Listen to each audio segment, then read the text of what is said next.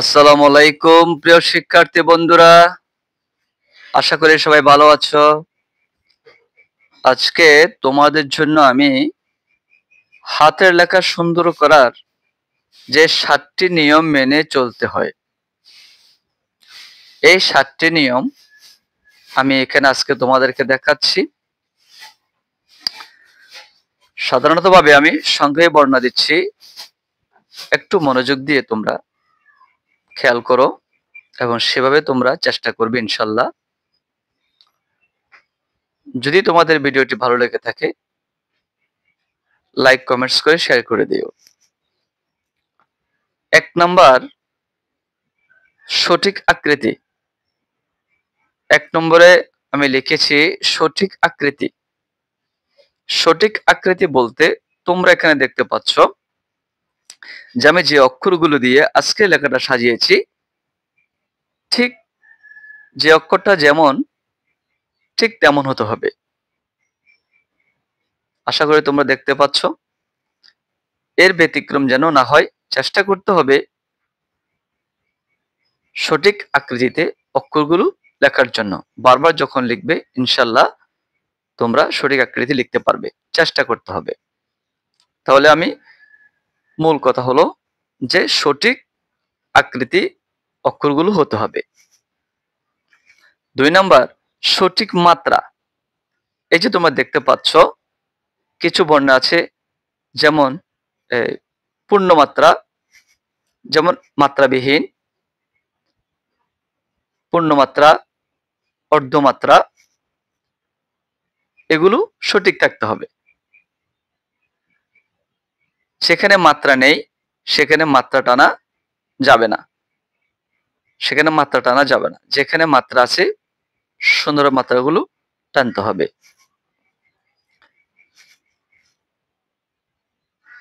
কাট চিহ্নগুলো সঠিকভাবে লিখতে হবে।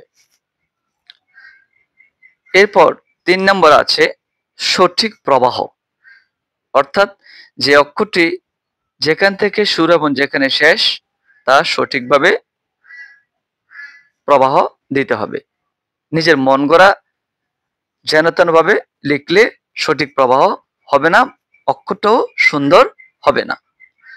তুমি সোজা লেখো আর বাঁকা লেখো, যেভাবে লেখো না কেন, পেঁচিয়ে লেখো, কিন্তু অক্ষরগুলো সঠিক প্রবাহে তোমাকে লিখতে হবে। এরপরে আছে 4 নম্বরে সমশীর। এই যে তোমরা দেখতে পাচ্ছ আমি এখানে মাত্রা লিখেছি, এই যে এখানে আকারের উপরে একটু আছে, এখানে উপরে একটু আছে, এগুলো সমানভাবে ছোট বড় হওয়া যাবে না। প্রথমটা যেভাবে থাকবে শেষ পর্যন্ত একইভাবে থাকবে, শিরগুলো সমান সমান থাকবে। যতটুকু তুমি লেখো না কেন, যতটুকু লেখো না কেন সমান সমান থাকবে। এরপর আছে সমপদ। এই যে নিচের দিকে যে লম্বগুলো আছে অক্ষর কিংবা আকার, এগুলো একই সমানে থাকবে, একই সমানে থাকবে। কোনো মতে ছোট বড় হওয়া যাবে না, কোনো মতে ছোট বড় হওয়া যাবে না, কোনো মতে ছোট বড় হওয়া যাবে না। দেখতে পাচ্ছ আমি তোমাদেরকে দেখাচ্ছি যে আমি কিভাবে লিখেছি, দেখো ঠিক সমপদগুলো সমান, সমপদগুলো সমান। এই যে এখানেও দেখতে পাচ্ছ সমপদগুলো সমান। আশা করি বুঝতে পেরেছ। এরপরে সমান্তরাল। সমান্তরাল বলতে এই যে আমরা এই যে সমান্তরাল লেখাটি আমি লিখেছি, এখান দিয়ে বোঝাচ্ছি তোমাদেরকে যে এই যে স লেখার পরে ম, এই যে একটা ফাঁক আছে, আবার আকার দেওয়ার পর একটু ফাঁক আছে, এই ফাঁকাগুলো সমান সমান যেন বসে। কোথাও একটু বেশি কোথাও একটু কম, এদিক সেদিক এলোমেলো হলে তখন অবশ্যই সুন্দর দেখাবে না। বাঁকা লেখো আর সোজা লেখো, যেভাবে লেখো না কেন, কিন্তু তোমাদের অবশ্যই সব সমানভাবে বসতে হবে, দূরত্বগুলো যেন সমান থাকে। এবার 7 নাম্বার হলো সমান দূরত্ব। এই সমান দূরত্ব বলতে এই যে একটি শব্দ সমান, এরপর একটু ফাঁকা আছে যে খালি জায়গা, এরপর দূরত্ব লিখেছি, তোমরা দেখতে পাচ্ছ। এইভাবে লেখার মধ্যে যে ফাঁকাগুলো আছে এগুলো সমান সমান দূরত্ব হবে, এটাকে বলা হয় সমান দূরত্ব।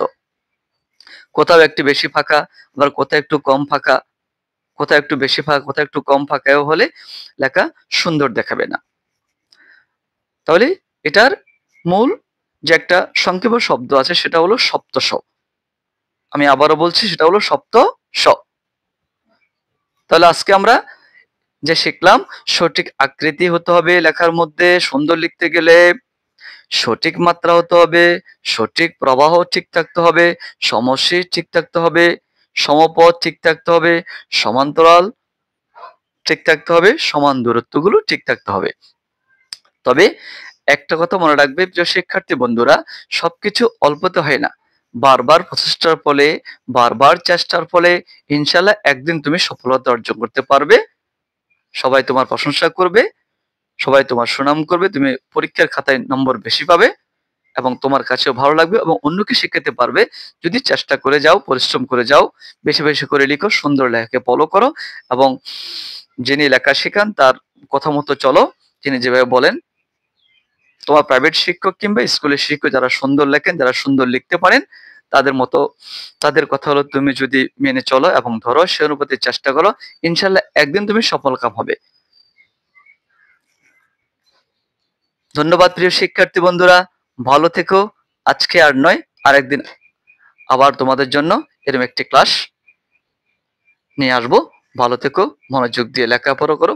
ধন্যবাদ প্রিয় শিক্ষার্থী বন্ধুরা, আল্লাহ হাফেজ।